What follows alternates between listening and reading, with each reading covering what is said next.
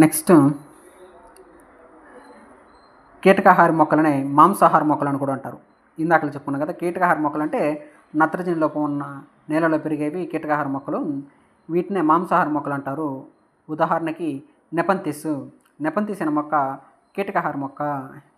Next ఈ MS Swaminathan ఏం చేశాడంటే భారతదేశంలో హరిత విప్లవాన్ని చేశాడు. భారతదేశంలో హరిత విప్లవాన్ని చేసింది ఎవరంటే ఎంఎస్ స్వామినాథను. దీన్నే గ్రీన్ రెవల్యూషన్ అంటారు. అంటే ఆహార ధాన్యాలను, ఆహార పంటలని అంతకుముందు ఏం జరిగేదంటే తక్కువ పంటలు పండేవి. వాటిని ఈయన ఏం చేశాడంటే కొన్ని ప్రయోగాలు జరిపి తన ప్రయోగాల ద్వారా ఎకరానికి 20 బస్తాలు 15 బస్తాలు పండే పంటల నుంచి ఈయన ఏం చేశాడంటే ఎకరానికి 30 బస్తాలు 40 బస్తాలు అట్లా పండించడం చేశాడనమాట.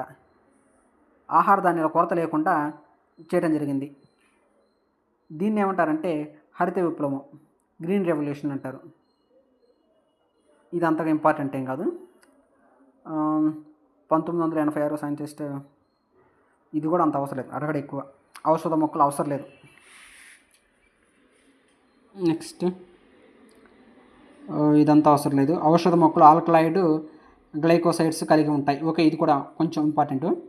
ఔషధ మొక్కలు ఆల్కలాయిడ్లను గ్లైకోసైడ్స్లను కలిగి ఉంటాయి. ఔషధ మొక్కలు ఉసిరి అంతగా అవసరం లేదు. విటమిన్ సి పుష్కలంగా ఉంటుంది. ఓకే, ఇది అందరికీ తెలుసు. ఓకే, ఇది కూడా ఓకే. ఇక్కడ చూద్దాము. ఉసిరి విటమిన్ సి ఎక్కువగా ఉంటుంది. ఉసిరిలో రాచ ఉసిరి ఫలాల్లో విటమిన్ సి ఎక్కువగా ఉంటుంది. రక్తశుద్ధిలో ఔషధంగా వినియోగిస్తారు. రక్తశుద్ధిలో ఔషధంగా ఉపయోగిస్తారు దీన్ని, ఉసిరిని.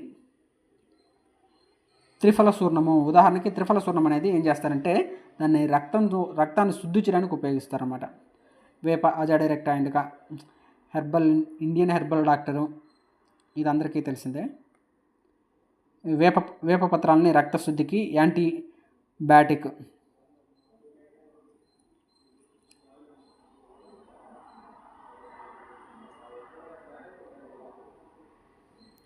ఈ వేప పత్రాలని రక్తశుద్ధికి యాంటీ డయాబెటిక్గా ఉపయోగిస్తారు. వేప పత్రాలని రక్తశుద్ధికి యాంటీ డయాబెటిక్గా ఉపయోగిస్తారు. హెపటైటిస్ బి వైరస్, హెర్పిస్ వైరస్ల ప్రభావాన్ని తగ్గిస్తుంది.